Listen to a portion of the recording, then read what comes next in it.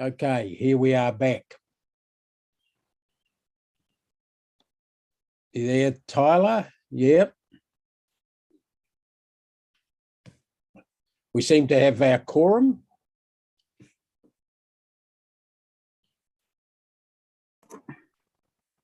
We can't hear anyone yet. We're just waiting for quorum at the moment. It's got, mine says there are 31 participants on the call. If that's not a quorum, there must be a lot of staff on it.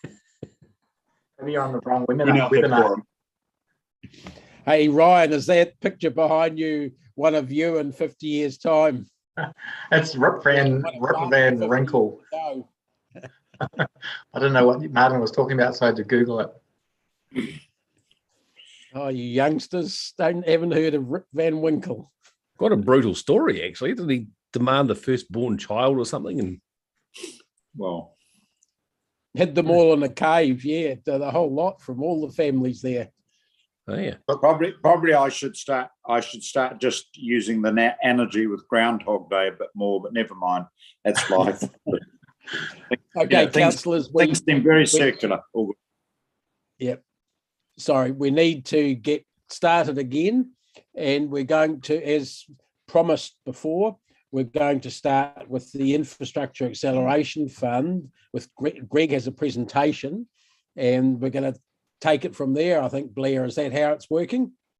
Yes, so Greg's just going to bring us up to speed with the latest on the Infrastructure Acceleration Fund. And then following that in questions, Ben, Scott and Lale are just going to briefly talk about the role of the Regional Housing Initiative and how that has a potential role in the next stage of the Infrastructure Acceleration Fund, obviously with the focus around the Infrastructure Fund is on more houses, and particularly houses at the more affordable end of the market. So Lale and Ben can just touch on that after Greg has sort of updated you on where the fund applications are at. So that's and then there's other items in the General Manager's report, but we'll take that one first. Yeah, we'll do this one bit first. Okay, Greg, are you running the presentation or is Tyler? Tyler, are you ready to do that, or would you like me to? If you can just run it off your PC, Greg, then you can change slides when you need to. Okay. Let's just share screen.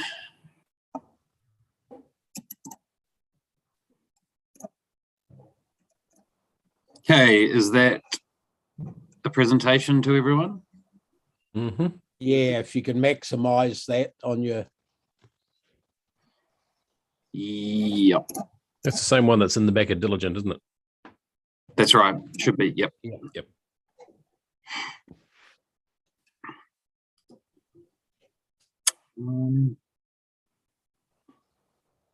You've got a two screen. We're still showing that. It's doing something slightly different than I'm used to. Okay, sorry, bear with me.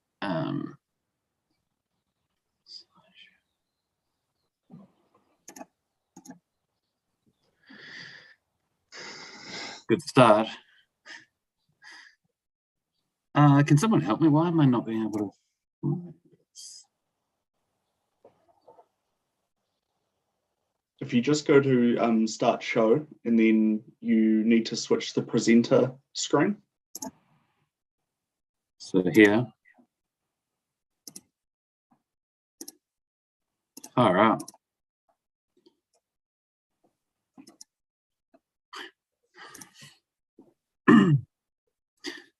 Do you want to take over, mate? I don't know why. Yeah, I'll take over the slideshow, and you'll just need to tell me when you need to change slides. Okay, cool. Sorry about that. Don't know where my skills went.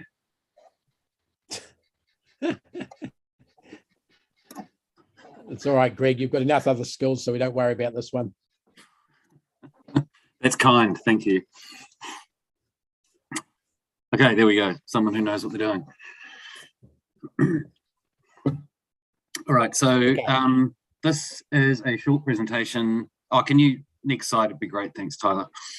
Purpose of this quick update is to provide you an update on HCC's expressions of interest to the IAF, or the Infrastructure Acceleration Fund, that were advised. These outcomes were advised to us on Friday. So just to quickly say what the outcomes were, give just a quick sort of refresher or visual to remind what those bids contained, largely just the infrastructure side of it. There is a lot of other detail, but just have a quick look at the maps to remind ourselves what the two successful bids were.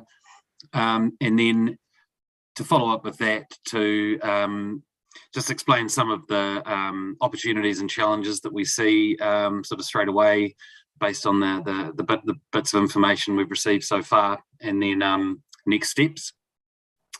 So just in terms of the update, so on Friday, oh, yep, that one's good, thanks.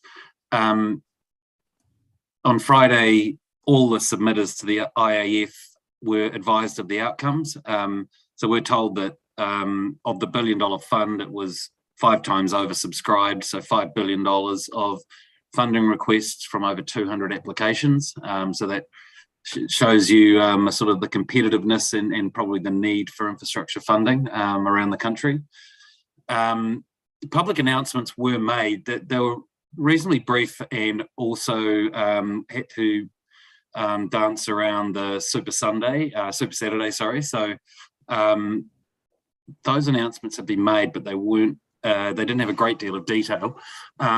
And so I guess we'll try and give you those updates for HCC here. And I've only got a sort of a limited understanding of how the other how the other applicants and whether they were successful. So I think Blair might have a couple of tidbits that he's got, but this, I think we'll need to update you a bit later on about how the rest of the country fared, but we can certainly tell you how we went. So 3 tiers of outcomes. There were bids that were successful, which a request for a proposal has been extended. There were bids that were placed on a reserve list, which could be maybe elevated to an RFP. We're not quite clear on what basis that would be, but you might imagine if other bids dropped out or weren't successful, then they may select from the reserve list, but that's just a guess really. And third, unsuccessful bids. Next slide, thanks Tyler. So these are the outcomes of our HCC bids. As most of you, if not all of you, would know, so the central city was the substantive successful bid that's been invited to an RFP, and that is over $300 million. That expression of interest, that was the amount of money in the expression of interest for that infrastructure. So it's not to say that, you know, that's the money necessarily that we're pitching for through the proposal, but certainly that's the EOI figure. Rototuna Northeast, so that was a small short proposal that was intended, and I think will get fast-tracked, which enabled some housing north of the expressway and just on the city side of the expressway in Rototuna North. So we'll have a quick look at the map to explain that a bit more clearly. Rotokauri Stage 1 on the reserve list, and Rotokauri Stage 2, Peacock South and Ruakura Enderley Fairfield were unsuccessful, and I'm sure you'll have some questions about those, in particular the Ruakura Enderley one. As mentioned, don't have great reliable information on how the other bids went, although we do know that the Te Awa Lakes developer-led bid, we understand that was not successful. And I'll just ask Blair, do you have anything firm that you can say about any other bids, or no? Yeah, so look, as Greg said, only patch information. I understand that there may have been a bid in relation to Te Amutu for Waipā District Council that has been successful, but nothing in the Waikato District Council area. But that information is scratchy at best, and I don't have the full details. So I'm waiting to see the full list of bids across the country in this area. And so I think expect in an executive update if and when we have that information, we'll pass that on. But as Blair says, at this stage, not 100% clear, not 20% clear. Next slide. Thanks, Tyler.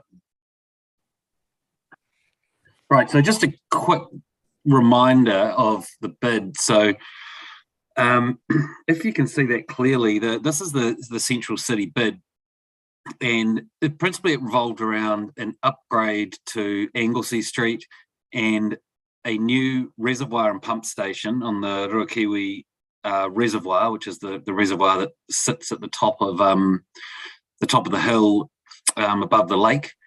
And then there's a pipe network that tracks along Anglesey Street and has a linkage to the Mairua Reservoir, and $35 million of stormwater reticulation and treatment devices and wastewater infrastructure, including a pump station and a main. And I might just jump to Jackie, if you're on, or Andrew, and maybe just to give a bit of context about what the CBD bid does and doesn't do, and sort of what it means in terms of, on Anglesey Street, etc.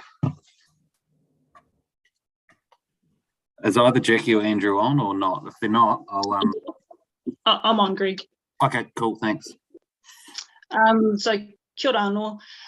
The infrastructure bid that we put in for the Central City, it really just focused on some strategic elements in the Anglesey Street corridor to facilitate development in that corridor and in other blocks. It was based on high-level concepts and obviously needs more refinement and further consideration. We did not include everything that we expect is required to facilitate the MPSUD density within the city centre, but we did pick some of those strategic elements that we thought would definitely form part of the bigger picture solution, but that we thought would make up a reasonable bid to put forward. So as Greg's explained, it does include 2 new water reservoirs, some bulk water distribution mains running from Ruakiwi down into the CBD, city centre. The exact alignments of those is to be determined, but we did make some assumptions around where they would be for the purpose of establishing some cost estimates. We did include for strategic wastewater mains to be upgraded, a large trunk pump station to be upgraded, and some bulk wastewater storage in the area. And for stormwater, we included for upgrades to the pipe stormwater network and some stormwater treatment devices along Anglesey Street to go alongside the transport corridor upgrades. There were some quite a large amount included for urban upgrade of the Anglesey Street transport corridor, which was based on introducing better walking, cycling and public transport provisions, but all at a really high level. Thanks, Jackie. I've got a couple of questions from Councillor Mark and Councillor Rob. Mark, you're at the top of my screen. Thanks, Greg, and look, congratulations on this so far. That's exciting. Hey, just in a really simplistic question. So this was an application to Kaiangaroa? That's correct. Okay. So did they give you any information? I'm going to obviously hone in on Fairfield Enderley at this point. Did they give you any indication as to why that was unsuccessful? They told us that there'll be an opportunity for us to receive feedback and ask questions about why we were successful and why bids weren't successful, but we haven't had any direct feedback on that. In fact, all we've had at this stage, I mean, given that it was Friday, was a letter that said essentially unsuccessful and successful. So not yet is the short answer. And I think, but later in the presentation, I think we'll circle back around and we'll give you some thoughts about how that area can succeed or what other opportunities still exist for it. So I'll come back to how that area can still be successful, I guess, or what opportunities are still there. Yeah, I guess if you sort of alleviate my confusion a wee bit, because Fairfield Endley is the one that Kaingora has been talking about the most, is the most supportive. Sorry, So, Mark, can we Yeah. just to organise this discussion a bit? With this is still on the central city, so Oh, okay. All right. I've got a couple of questions it's not on your that. fault. Then, Dave. Greg, I think come you back. jumped the gun by asking for questions, but you haven't finished your actual presentation. Okay, I can. There's only a couple more slides. Maybe I should just. Yeah, I'll wait. Go. Through, Yeah, sorry, Bunty. No problem, Dave. You know, my mistake. So yeah, okay. Next slide, please. So this is the other successful bid. Successful meaning we've been invited to lodge a proposal for. This is a significantly smaller bid, and as you can see, it enables the grey areas. So the grey area at the top, north of the expressway, is essentially inaccessible for housing because it doesn't have that key link under the expressway, and then the bottom grey area is not currently developed because, partly because the landowner's choice, and also because that last piece of the Borman Road is still incomplete. And Andrew, who I hope is on the line, you might be able to just give us a little bit more about this one.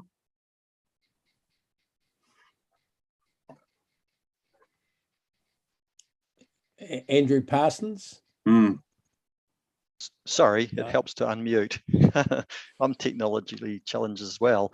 I'm just happy to be guided by questions, Greg, or any specific aspect you want to focus on, just in the interest of time. Maybe we'll do questions at the end, but maybe just do a quick update on the Borman Road extension and the Wakakatahi funding, because I think there's been a bit of a change actually since we lodged this. Yes, so the bid included, as I understand it, the provisions of funding requirements for Borman Road as well. But of course, I understand NZTA or Wakakatahi is looking favourably at the subsidy provision. So I guess it's not a concern as to where the money comes from, so long as the money comes through for the package, Greg. So there's, I guess, there's an opportunity for rebalancing between what comes through this bid process versus what comes through from NZTA. But the Borman Road extension is part of the bid overall. Thanks, Andrew. I guess the other thing to note about this, it's with the intention and what we put forward to the panel was to fast track this one. It's basically custom made to be fast track, being scale and the nature of the works. So I informally understand that this is eligible to be, go through a skinnier process. And that's what we'll be advocating for. So I guess, again, with many things about this, we don't have certainty because we haven't actually had conversations with Kainga Ora yet to clarify these things. I've extended I've asked if we can have a conversation in short order to understand some of these things. So that'll be happening soon, but fast track is the idea with this one. Next slide, please. Yeah, so opportunities and challenges. Clearly, there's a great opportunity here. If we're successful in a business case that we propose that, is essentially a transformative infrastructure program for at least a significant part of the central city, and secondly, the Rototuna North is a way to get some quick wins on the board for housing up in North Rototuna. The CBD, I mean, it's well known that brownfield infrastructure at scale has been a challenge, as is the understanding the capacity and where growth goes. So in terms of our NPSUD and sort of more broadly the urban growth strategy, being able to put significant strategic infrastructure into the central city walkable catchment is critically important, and particularly in terms of the council's priorities. So there's certainly some really great opportunity, and we have had a firm positive response. And if you look at shovel ready and some of the other things we didn't have that. This is a positive start, so certainly good opportunity.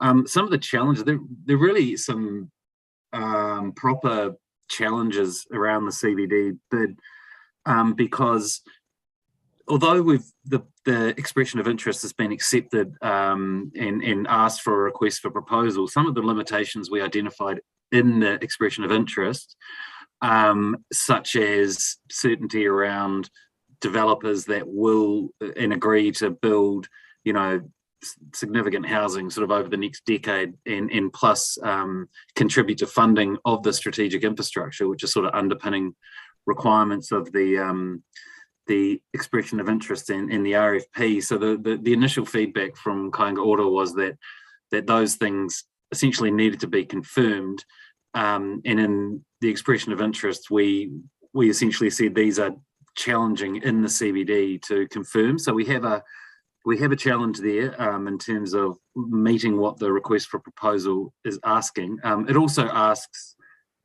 says that essentially there was not co-funding from the council, meaning we didn't have any substantial funding for this infrastructure. So they are looking for us to clarify or meet a higher level of funding for some of this infrastructure. So that's not budgeted in our annual plan and long-term plan. So we have also that challenge. And in terms of demand, so they have a requirement essentially that you can show that the demand is coming, and that's easier in a greenfield context because you've got developers saying, I'm going to build 1,000 houses in the next 10 years. In the central city, that's less certain. So those are three key challenges that we need to get our heads around in short order and try and make a robust case around. And I guess the final challenge, as we all know, resourcing timeframes. RFPs are due 17th December, so that's a challenging timeline. So that we've got that in front of us. And then last slide, please. I think it's the last slide. Yeah, next steps. So there's some of the next steps that we see. They're not in any, well, they're in somewhat of the order, but these are just things that we certainly need to get on top of. So firstly is establish for the elected members, how are the elected members going to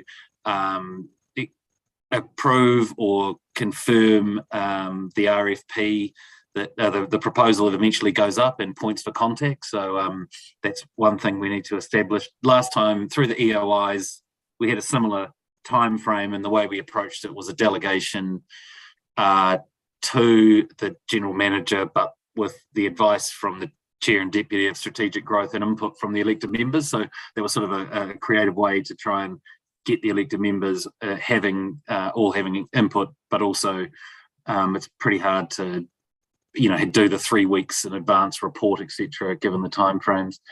Second thing, establish a project team. So we need a great and competent project team to put this together. So that's probably my first.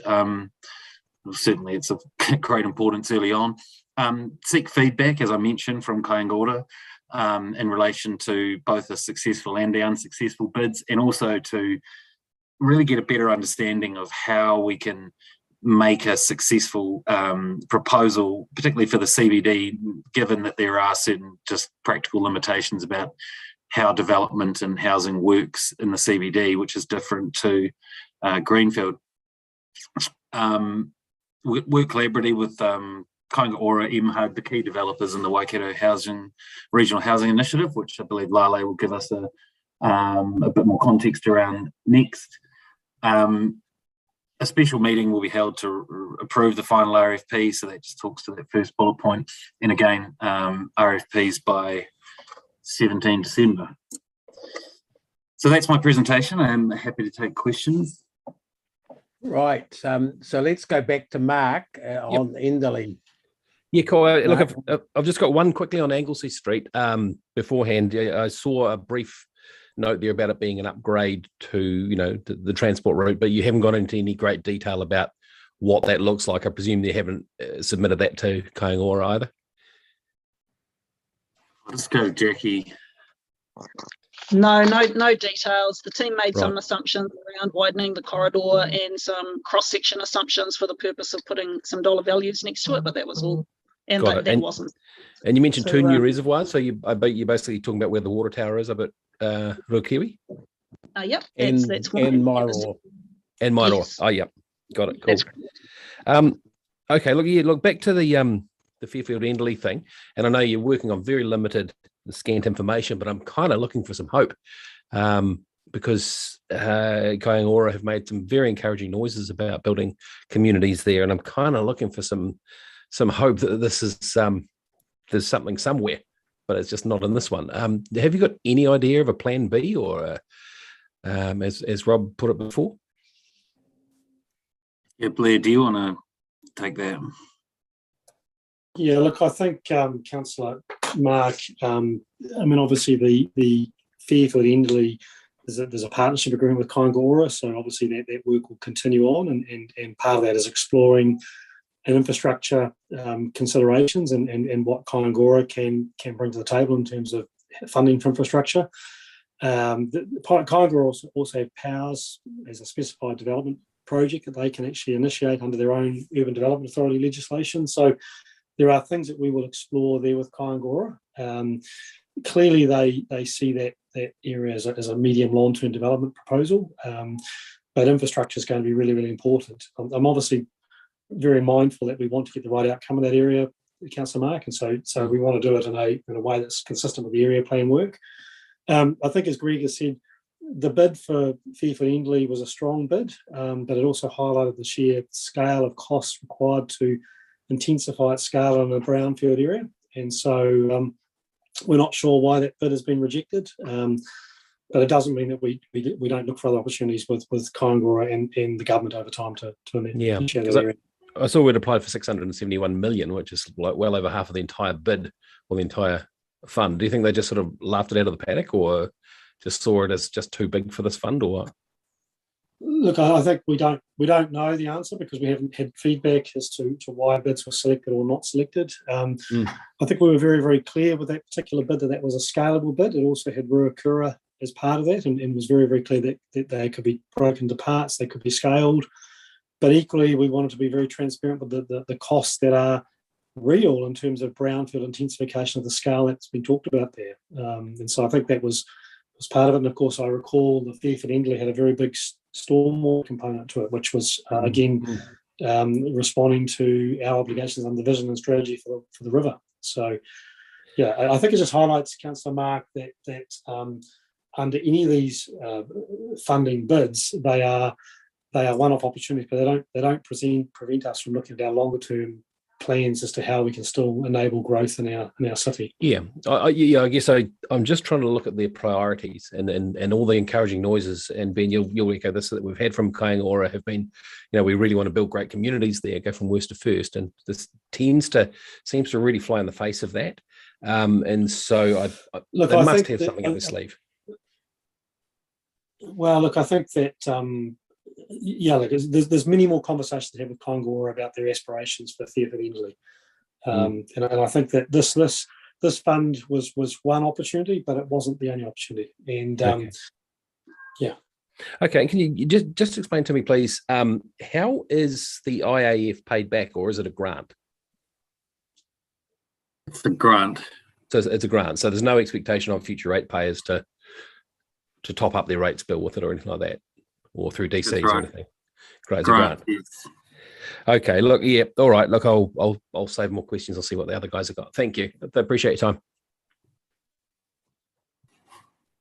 Okay, I apologise if I don't know who put their hand up first. I'll just start from my left. Sorry, no, I've got do you know? here. Oh, sorry. I'll keep the order going, Rob. Thanks. Yeah, Okay.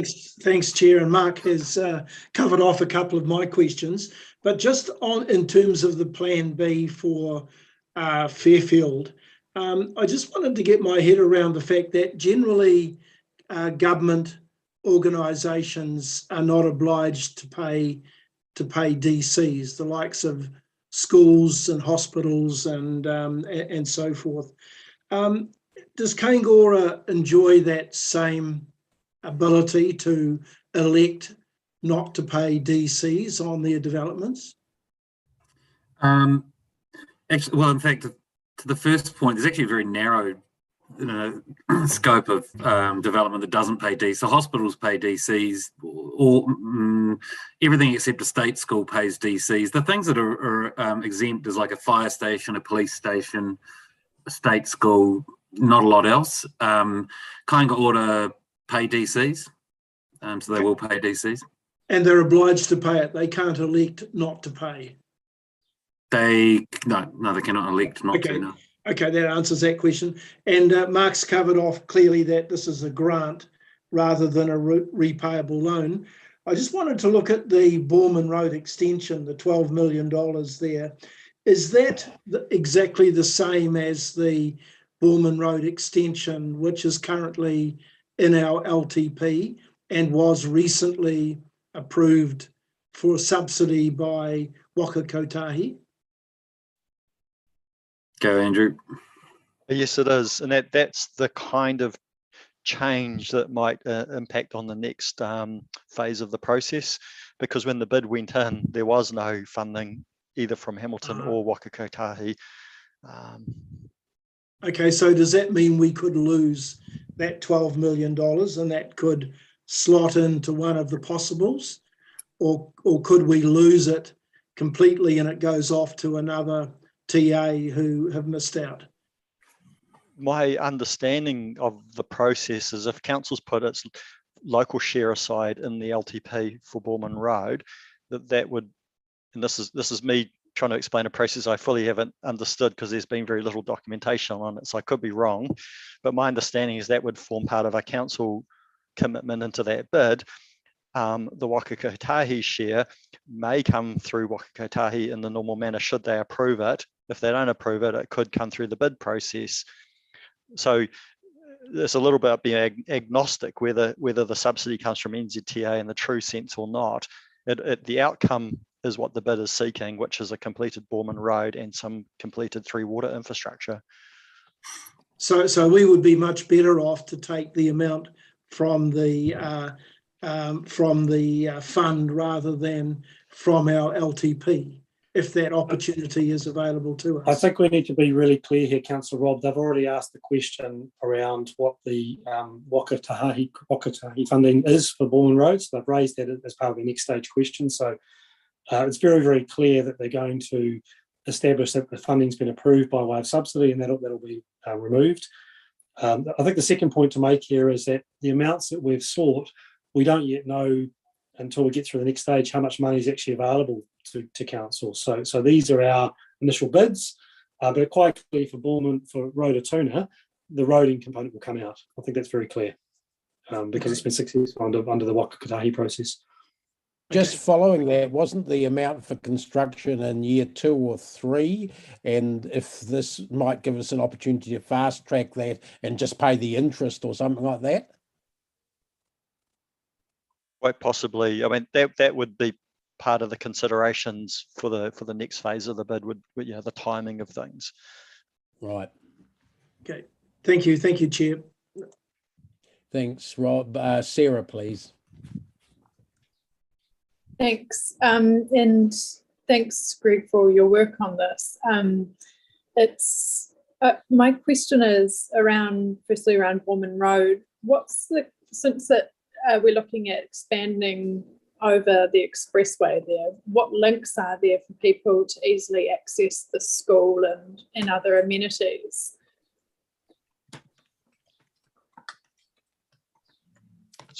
So I can take that one. So you're testing my knowledge a little bit. So the links under the expressway were developed as part of the previous version of the Rotorua structure plan and the expressway itself.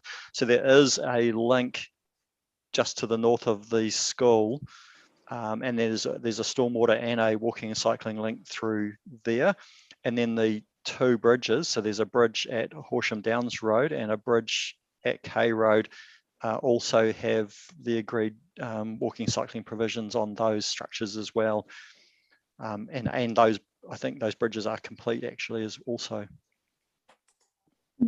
Okay, because and I've noticed that I mean, I don't know the distances between the under tunnel and the bridges, so that would be helpful to understand. But also I've noticed, I'm not sure if some of the development out where you've got Horsham Downs and K Road is actually the Waikato District Council or ours, but it's looking a little bit like hodgepodge in terms of some of the outcomes there. And I'm seeing like really inconsistent outcomes around the widths of footpaths and no cycling provisions and things. And this is new stuff going on. So I'm kind of wondering, what have we kind of put a lens over what we're doing with this? I wonder, Councillor Sarah, whether that's a slightly different question to the topic in front of us. But what I would just say is that's why Council made the decision to fund and accelerate the Borman Road East project to actually get ahead of the market. That's all land development within Hamilton City, and that was, I guess, what you've observed is the Borman Road project will tidy up all that transport network in that area. But I think this is more around our funding bid or not. So. Yeah. I guess I understand that, but we are also, putting in infrastructure then that's going to be there for a long time. So yeah, it's not really the opportunity though to talk about the design, but we should have that opportunity, and I guess some sort of report back, Blair, to the committee with exactly what we're applying for before Christmas, when we have to put in our detailed bids. Yeah, so that's the next stage of the process, Councillor Davis, to go through the more detailed request for proposal, which in this instance in Road to North will be focused around the waters network element. But if Sarah wants to, still reading her mind here a bit, wants to propose that the stormwater tunnel under the expressway also includes pedestrian and cycling access like the one to the 800 metres to the north, then that would be an opportunity for us to discuss that at that time, somehow. Yeah, look, I'm not aware of the details of that particular piece of infrastructure kit, so that's possible, yes, but I'd need Jackie or Andrew to comment on that. Yeah, we just wanted to get I'm talking about the process here. It's not going to be something just put in by staff. It's going to be something approved by council, is it? Correct.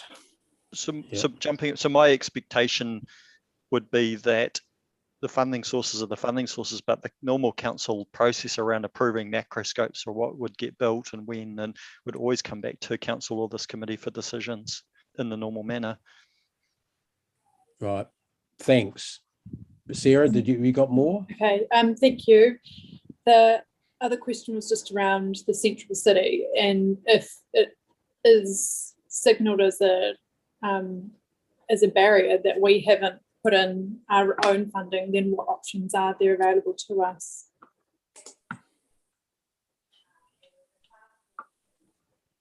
Well, I mean, absolutely. I mean, that's right, and that's going to be a challenge because there's a short period of time. So, I mean, I guess the short answer is if council elected to invest more into that infrastructure, then that would be the co-funding, but then you would run up against just time and being able to understand the benefits of that.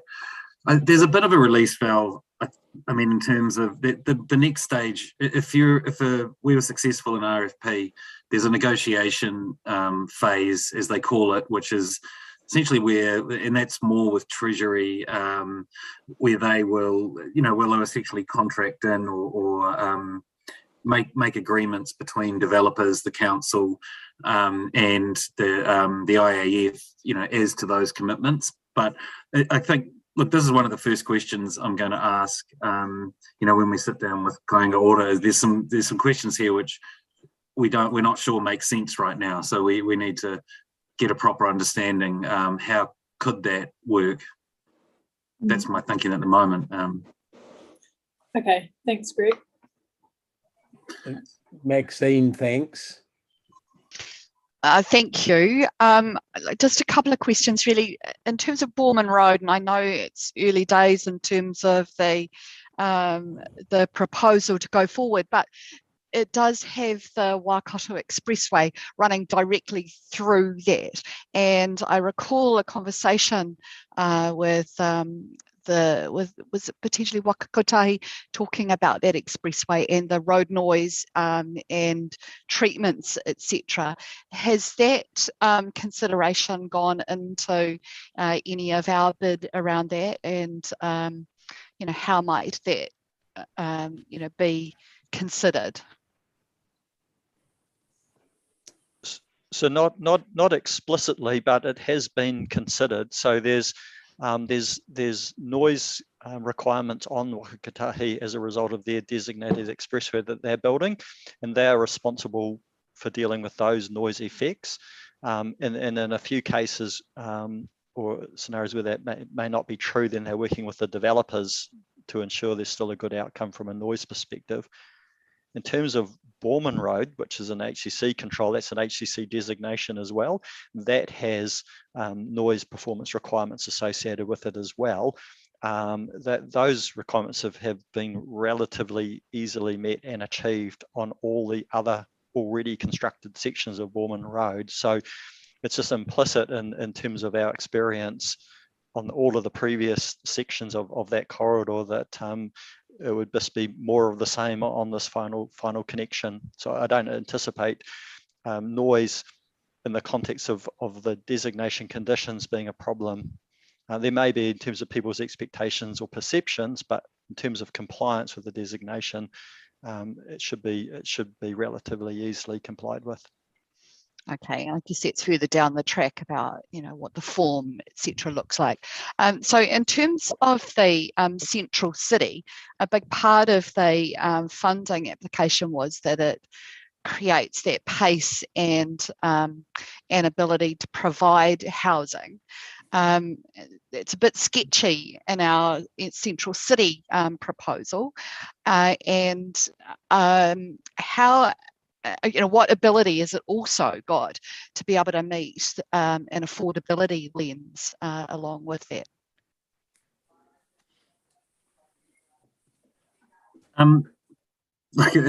There are good points around this. We didn't necessarily claim to know the answer to these questions. So this was a bid that was, strategically and from a council priority perspective, very important, and it's clearly important to Kāinga Ora, in terms of just the broader aspirations to have density and central city living. So it certainly is right in the middle of that. But some of these sharper questions about, how can you provide some guarantees or confidence around, quality affordable housing, and how do you have the guarantees of that, of those, developers building those central city houses and bring it online. So I think you're raising a really good question, and it's a question I want to get an understanding from Kāinga Ora, because to what level can we guarantee that? Or we're going to do some legwork around talking to a wider group of developers and understand what sort of commitments there are and doing those sort of things, but perhaps there's a limit to how much we could have certainty about. So perhaps we need the government or Kāinga Ora to sort of accept some limitations because it is a CBD. So, so unfortunately, slightly vague answer to your question about guaranteeing affordable housing, but it's something I'm concerned about. Something that's, front and centre in terms of understanding pretty quickly how we can find a solution to that.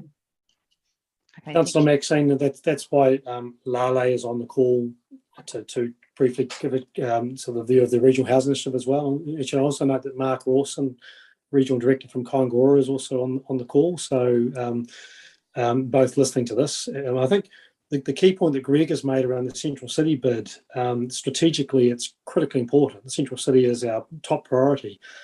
The questions that have been posed back to us on Friday are somewhat challenging. Very challenging actually for the Central City. Unlike a greenfield area where we have known developers and known proposals, the central city is going to be a bid based on the future potential and what the infrastructure enables in line with the district plan changes. So we're going to have to very quickly nut out with the officials as to whether that's going to be acceptable. Now, that's what's been raised in the expression of interest, but the questions that they're asking us seem to suggest they want greater clarity and commitment around housing numbers, development commitment, local share, things that we don't have. And so that's going to be very quickly something we have to hunt down, because that is a potential large risk to this bid proceeding. Great, but also acknowledging that none of it can happen without the infrastructure first. Yeah, and I think that ties in with the announcement that's just happening now in terms of the further intensification opportunities around the city, that the infrastructure needs to lead some of this to enable that capacity to occur and to enable the things that you've expressed. So that will be the strong avenue that we'll push. We'll also highlight other things that we're doing as a council in the central city, such as some of our development areas that we're enabling as part of the story, and we need to see whether that's going to be sufficient to win the support to keep this bid going. Thanks, Blair and Chair. Thanks, Kesh. Thank you. Thank you. Just very quick questions. Just to clarify, I read in the program, the growth program, that Kāinga Ora was involved in the application for the Enderley Fairfield bid. So did they apply to themselves? No, I would say the opposite. They were made a point of staying away from it. I'm not sure. Well, certainly it was an HCC bid. I think you also need to be clear, sorry, Greg, that Kāinga Ora split into two parts, Councillor Kesh. So there was a very, very clear division of people who were assessing these versus those who were potentially providing local support. So there was a very clear separation of duties there. Okay, and just one question around the Rototuna bid. Do we know, or are we making any progress in terms of, the two developers on that side of the expressway? And a few of us have been approached by Pragma to say that they can, build hundreds of houses, but the other developer needs to work with them or give them access into their property. Do we have an update on where those conversations are? So, Councillor Kesh, I'll have a crack at that. So this is what this bid's all about. But I can also say that in parallel to this bid, Chris Allen's team are working very actively with those two developers to keep things moving. So those developers the intention was to keep that development option progressing, irrespective of this bid being successful or not, and that is continuing. Thank you, Blair. Thanks, Dave. Thanks. Just a question from me, Blair or Greg, with the central city possibilities, and Blair, you were talking about the potential of future housing.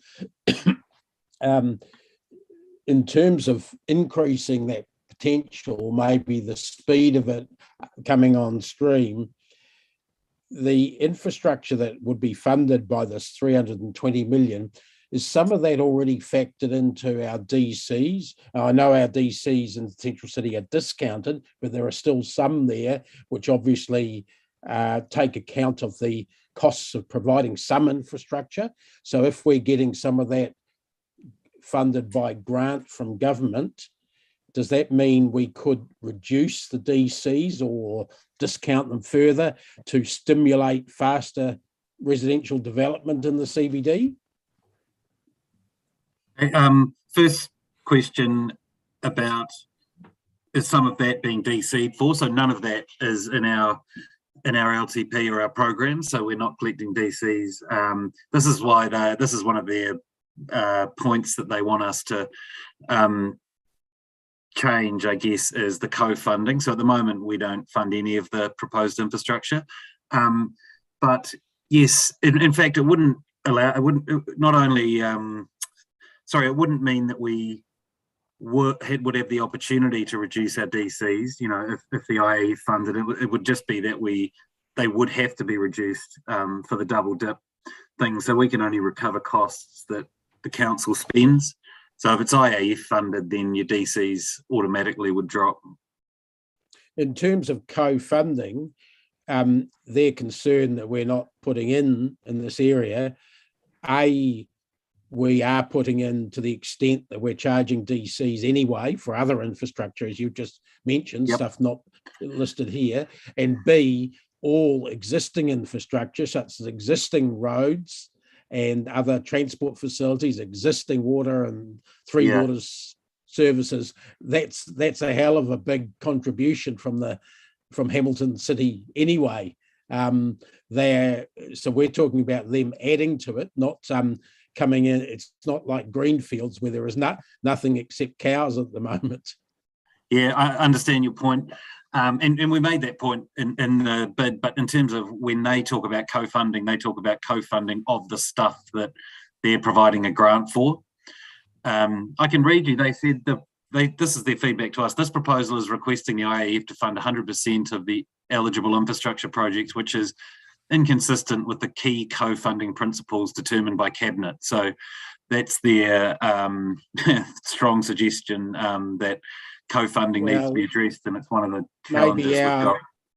Maybe our bid at the next stage includes what we've spent in the last 20 years on upgrading CBD infrastructure to prepare it for housing, and which has led, for instance, to going from 300 residential units to 3,000 or something like that in the last 10 years. So it's not like we've been funding nothing as a city in this area. So to start the count, as it were, now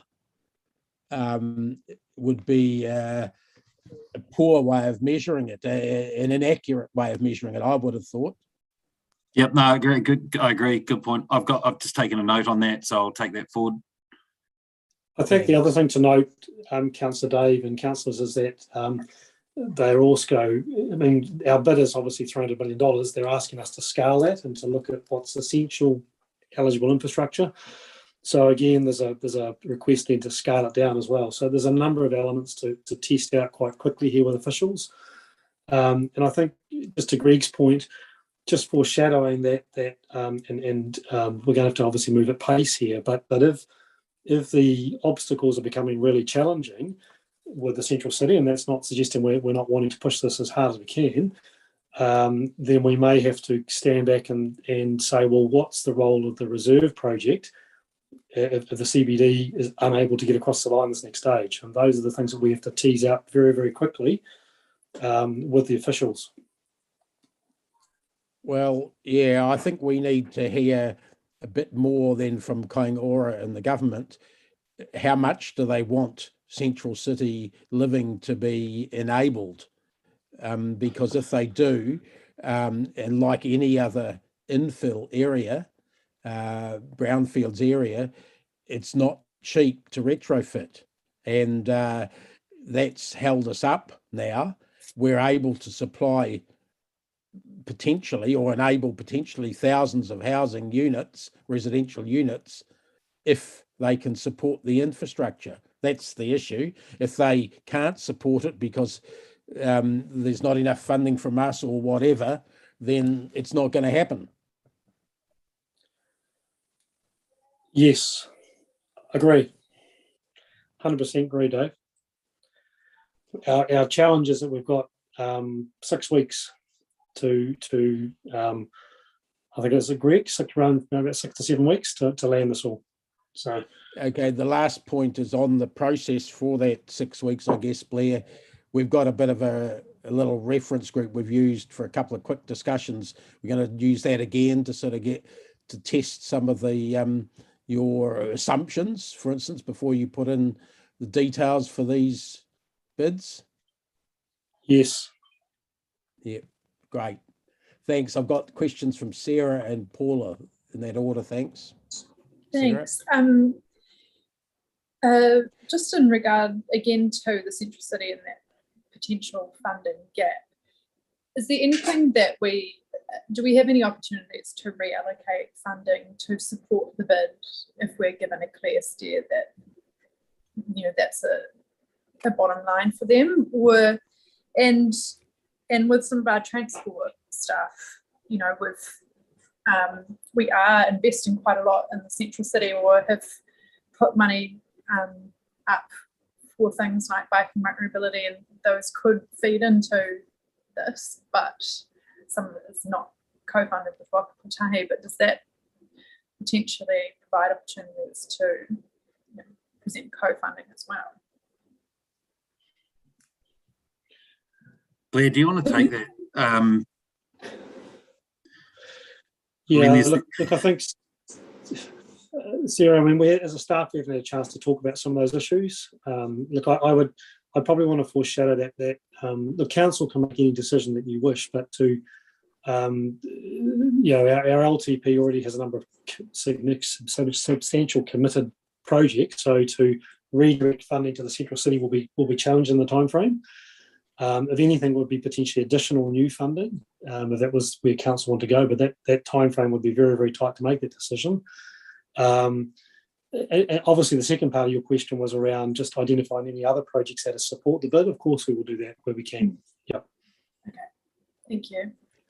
Thanks. Paula, please. Thank you. Thank you. I've been listening intently and also keeping my eye on the recent announcement to, you know, there's a bit of detail in there. Also received a phone call from one of the other tier 1 mayors trying to make sense and understand whether, you know, what's going to go on with this new announcement and where it sits. But my question is around, similar to Sarah's, and I understand what you're saying, Blair, and we had a conversation in the break around that about the CBD. Having said that, the proposal the government is just announcing gives pretty clear guidance that infill is where they have a strong focus, right? Notwithstanding that I know everybody like me has been on this call, hasn't been able to look into the detail, but infill is where they're at. I think that's fair, and I think they signalled that, but they did also make a point of saying we're interested in greenfield and brownfield for the IAF. But you're right, there seem to be that. Yeah, I agree, but the government is seeing the biggest gains in numbers of houses coming from a greater focus on infill, as well as from what I see from reading between the lines. And taking it, so my question is, given that we're going to have a blend of brown, green and infill development, the question is how quickly we need to get cracking with some of the ideas. Now, we know that in the CBD there are some in formation in early concept stage. We know that there are developers who are dead keen, you know, even the Munns building above that and other, we've got Sunning Car Park, we've got a whole lot of irons in the fire. I just worry, he who hesitates is lost sometimes. How quickly can we pull together some of the best opportunities that we have for the CBD? It fits in with the CBD revitalisation plan, in which we've always said that inner city living is pivotal. So, you know, I'm just worried that if we muck around too long before we start to draw together, will we lose this opportunity? And the other part of my question is, Sarah said about the transferability, whether it could be transferred from, you know, if it's not successful here. I don't understand from reading it, I don't have a sense that that is the case. The next, Greg, can you help me out here with the next phase of the development? We have to give quite a lot more detail, right? We have to demonstrate the actual outcomes in terms of yield for housing, affordable housing.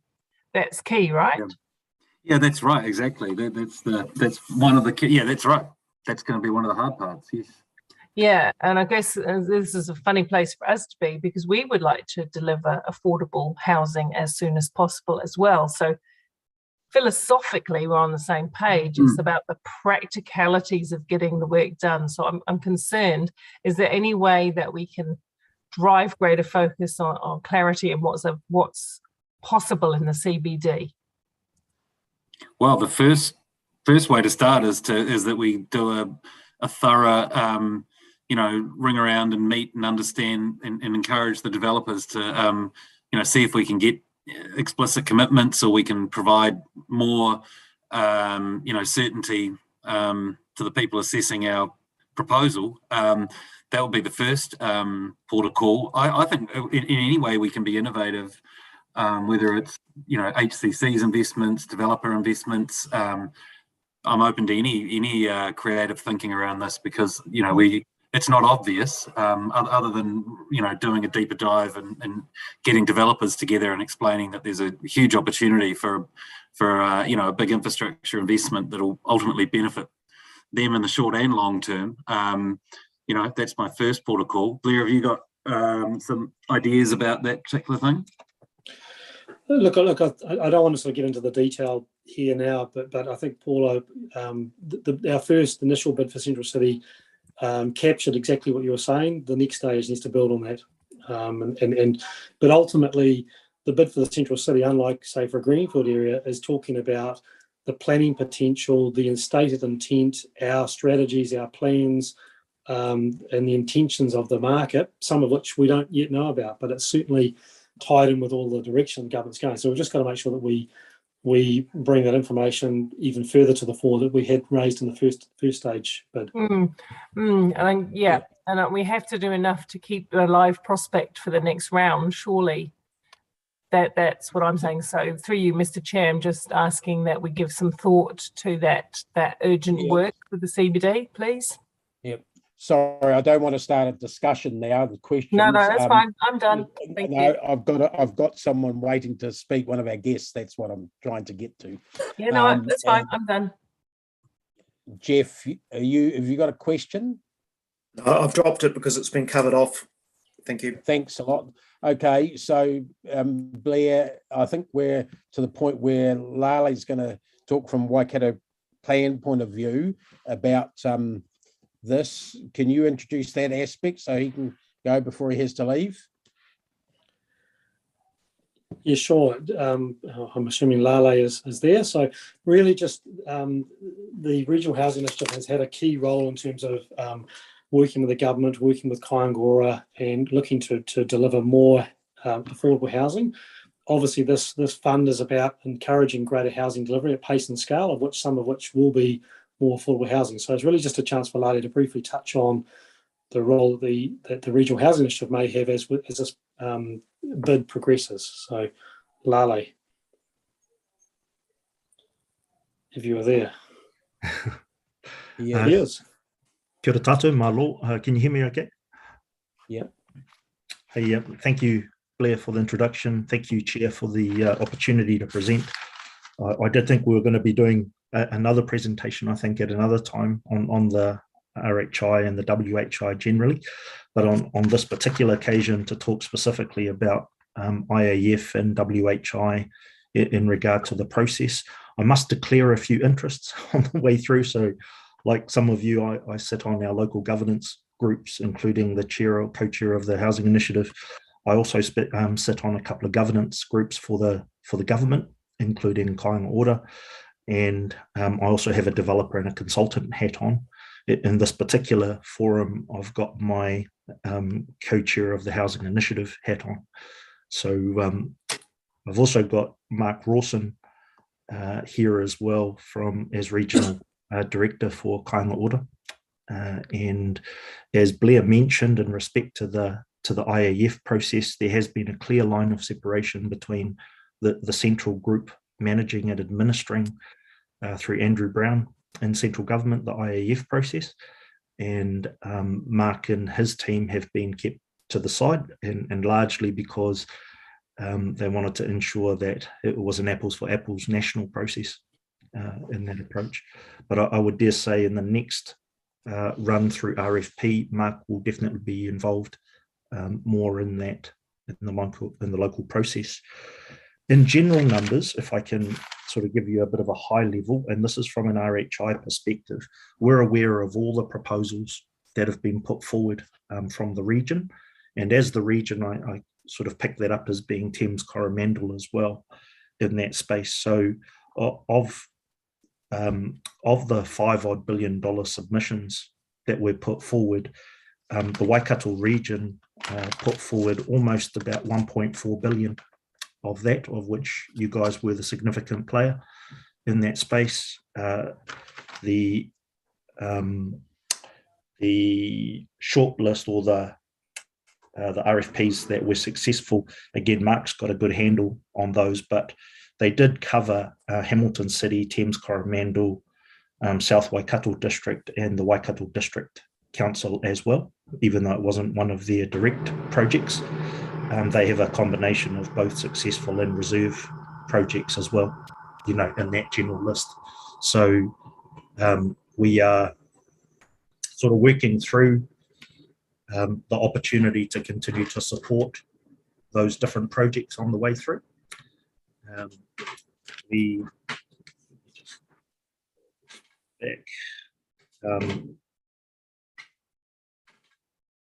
So we do have an opportunity with the Hamilton City specific projects to keep the support in place in our broader discussions with Kāinga Ora around brownfield development, and you've all picked that up very well. The densification or the intensification of the city is a key focus, and the ability to provide the infrastructure to enable that is key. As we move into the RFP discussion, there will be a lot of, I think, opportunity to have a broader discussion with developers, with iwi, with central government and local in that in the next phase. From a broad perspective of, I think,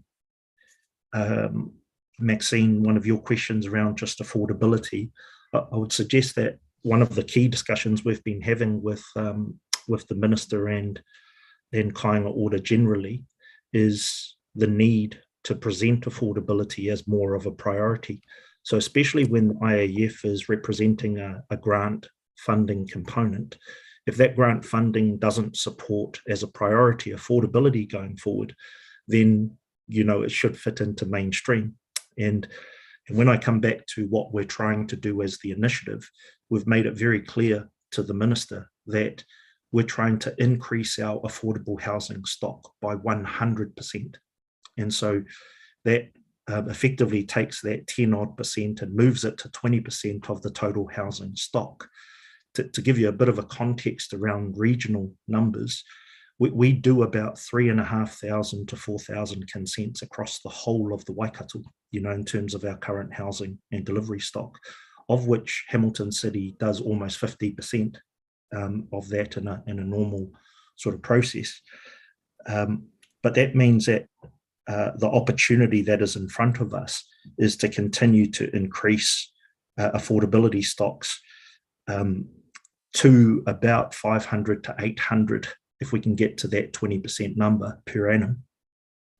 And that's one of the key things that the Housing Initiative is focused on at the moment. I think from there, Chair Dave, that's sort of a broad overview about where we're sitting and where the region sits. We're in discussion with different developers as well in regard to Mayor Paula's comment with regard to the brownfield regeneration sort of aspects with Nightingale and the Munns building and a few other sort of inner city opportunities. And I think Greg's point is quite key. You'll need that developer input in order to support the funding aspirations of this next stage. One of the messages, or the further message we've presented to the Minister, is the fact that if we treat housing as a crisis at the moment, and we then look at trying to align better cross-agency or cross-government agency funding, and what I mean by that is aligning MHUD and IAF funding through Kāinga Ora, aligning Three Waters and infrastructure funding, aligning Waka Kotahi and roading infrastructure in that space, and aligning MB and economic stimulus funding. By the time you align those over the next 2 or 3 years, we're sort of sitting with an opportunity of about $6 to $7 billion that could drop into the space, but it needs alignment. So that's what I think from a housing initiative we've been presenting. The other part I'd just add is that from the total IAF process, one of the things we've presented to the Minister consistently is that this program of housing and pipeline of housing that we have, we need to ensure that there's a program of funding that's associated to that. So I think the fact that we've got possibly $350 to $400 million of RFP type projects to go forward into this next round is a good indication of the fact that government's listening, to the fact that we're coordinated, we just need their help. What we would hope is that this IAF is not the one-off, that we would see that there's a 300-ish type $1 million figure continual. So an annual funding approach to our program of housing. The program of housing for the region, just to finish up, is we currently have a list of some almost 55 odd different projects which yield about 40,000 odd dwellings across the entire region. And that includes now the city aspirations for the latest bid. So that's sort of a quick big picture, Chair, of where we're sitting and what we're trying to do with regard to supporting your bid for IAF as well as the other councils, but also to continue to represent that the region, one, is well connected, two, is starting to move into a boundaryless approach, three, prioritizes housing, but more importantly, the affordability of it, and four, needs a consistent pipeline of funding support to support the pipeline of housing. So that's probably a quick pitch there, Chair. So happy to take questions from there.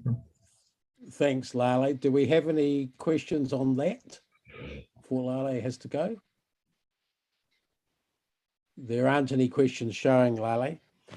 Thanks for that. I think, Dave, if I can just Blair here, I think what Lale has just outlined is the critical element that the Regional Housing Initiative and Lale's involvement in this next stage is to helping us provide that greater story for the Central City bid in particular, because ultimately it's that demonstration of that alignment and pipeline which is going to be key to the matters that Mayor Paula raised earlier. So thanks, Lale. Thanks, thank you, Chair. And the pipeline itself is important, that it's not a one-off. That's been the bane of our lives, not knowing in advance what's available and having to do an ad hoc approach for years on end. Yeah, Dave, I've got a question of Lale and potentially Mark if he's around. Yep. Yeah, thanks, and thanks, Lale. Good to see you, mate. I just want to get back to beating on my Fairfield Endley drum again. You're talking about affordable housing, you're talking about pipelines, etc. How far behind was that bid in your mind, the Fairfield Endley? And how relaxed are you that we're going to be able to build a community there rather than just a whole bunch of houses? I think the bid process probably, Mark, identified a lot of different projects that didn't qualify for lots of technical reasons, more than likely, given the way that the assessment team got put together. I think with Mark on the phone, and he might be able, or on the line, he might be able to answer this as well. But I know that he's mentioned several times that Kāinga Ora is definitely focused in those areas for Endley and Fairfield. There's different paths that are available to us that will allow more of an integrated development of that space. And I think the creating community focus is definitely on Mark's mind as it is on the housing initiative. Mark, did you want to add to that? And maybe if I could, through Mr. Chair, look, I just wanted to reassure you we've got a commitment to that area. In terms of the bid, it was fairly significant and significant in relative to the total overall amount of money available. It was huge. I think the point of your question, though, Councillor Bunting, is the Endley Fairfield piece of work and what we might call, in a national sense, a medium urban development piece of work. So it's medium size. So in a Kāinga Ora sense, and in the way that HUD's funded some of these sorts of projects, they've either funded the really big things like Hobsonville Point, or business as usual, which is all the tools we have for redevelopment, infill, that sort of small, like endeavour, smaller stuff. This type of project fits right in the middle, and there is a whole lot of work going on right now between ourselves, HUD, Waka Kotahi and others to identify the best way to fund the implementation of what we might nicest way sort of call medium-sized regeneration programs. Okay. And from my perspective, I think one of the things that's quite critical in that space is that's looking at the infrastructure, the housing delivery, and the community outcome sort of delivery in a more integrated manner than potentially just the infrastructure piece, and then we deal with the building piece, and then we deal with the other elements that may flow. So I just wanted to assure you there is a lot of work going on in that space. There's a real commitment there, and I'm feeling fairly confident that we do this piece of work, we'll know what we're asking for, and we're quite clear about it, that we will have a good position to pitch our requests of the whatever the government agencies look like to try and fund that implementation. The last thing I would just reiterate is the point that everyone's made. Endley Fairfield also is a critical opportunity around trying to create affordable housing solutions that sit alongside public and market housing outcomes. Yeah, especially with Ruakura coming on stream. Yeah. Look, absolutely. And I think the last point that Blair makes is a really important one. There's a real desire to understand brownfield or infill, mixture of the two type opportunities, and really understand what it looks like to create outcomes that are related to that type of development, as opposed to what you might say is the easy option of greenfield development that just keeps going wider and wider and wider and wider. And you can see that the policy announcements that have been coming are very much around supporting that. And I feel Endley Fairfield is one of our best examples to try and demonstrate that alongside the centre of the city. Yeah.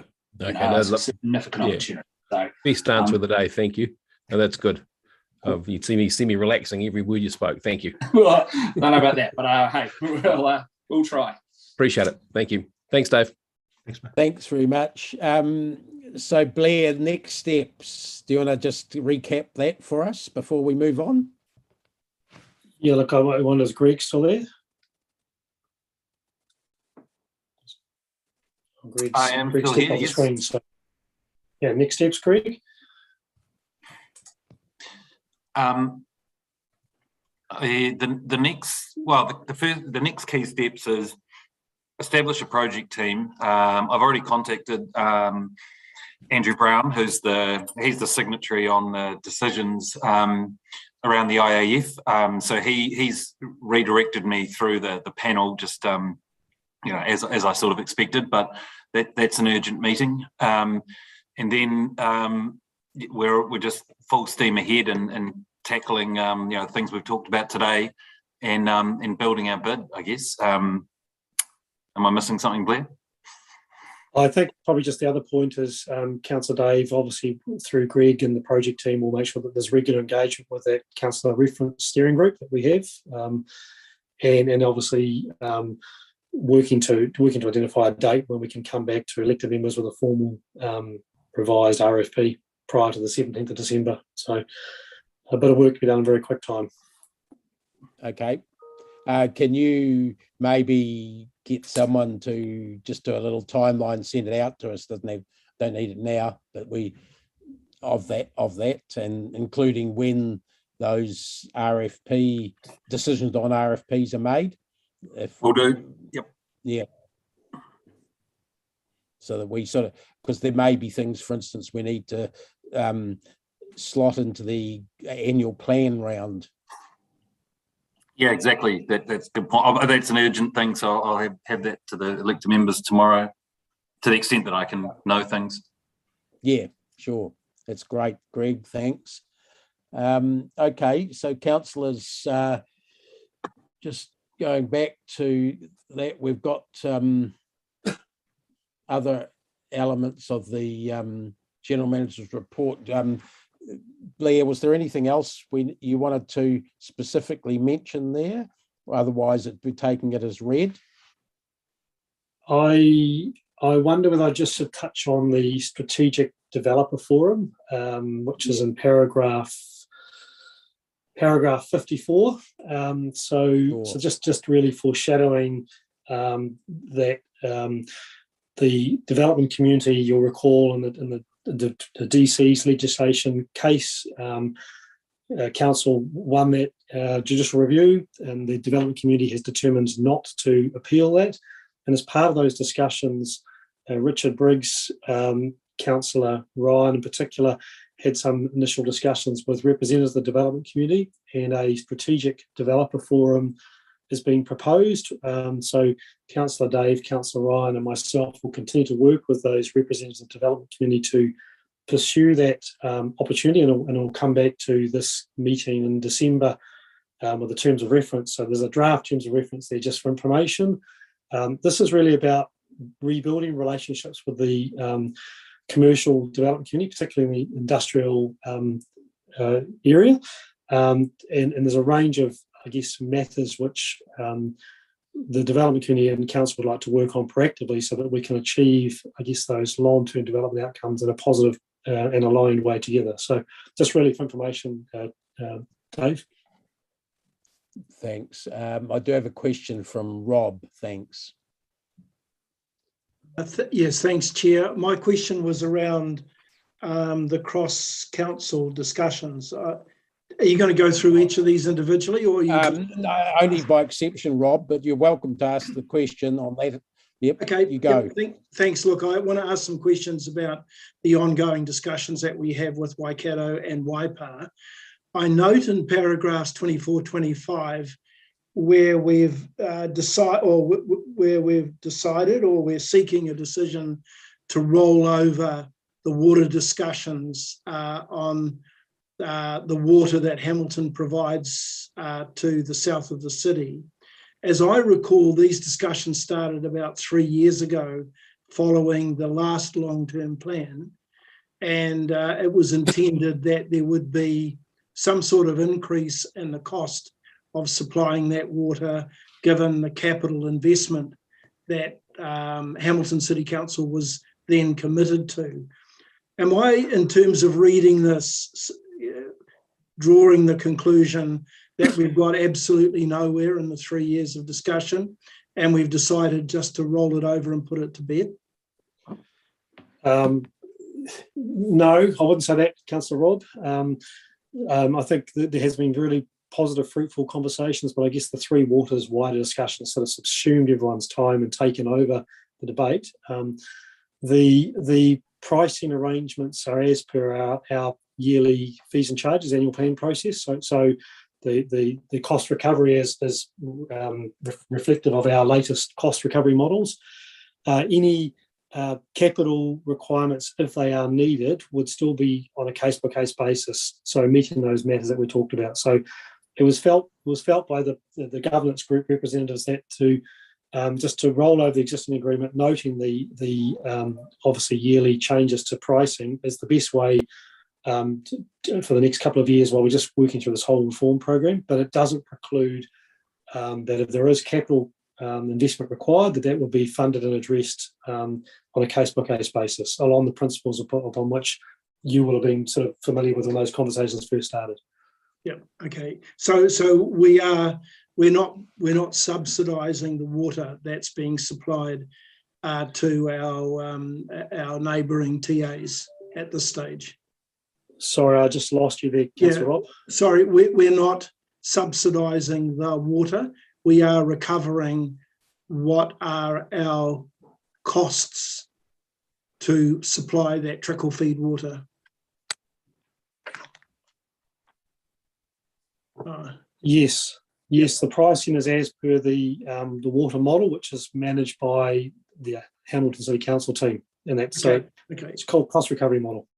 On a similar vein, and I know 3 years ago you with other staff, staff members from Waikato District Council were close to a value formula and general agreement in respect to the post-transfer costs of Waikato District land to the city.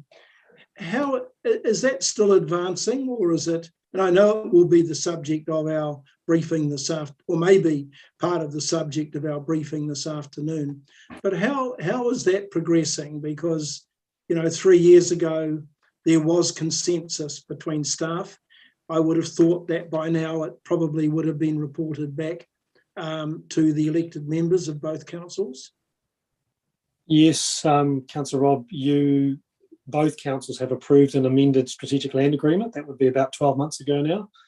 That addresses, that removes the fixed dates, provides a more flexible process, and also outlines the financial principles that sit behind any land transfer. And that has come back to this council, has it? Yes, it has, and you've approved that. Okay. Rob, what we're still doing is it's almost a mirror agreement with Waipa on the same. I see that. Yeah. And last question, in paragraph 26, Waikato District Council and all their ratepayers are presently contributing anything towards the Tahuia train project?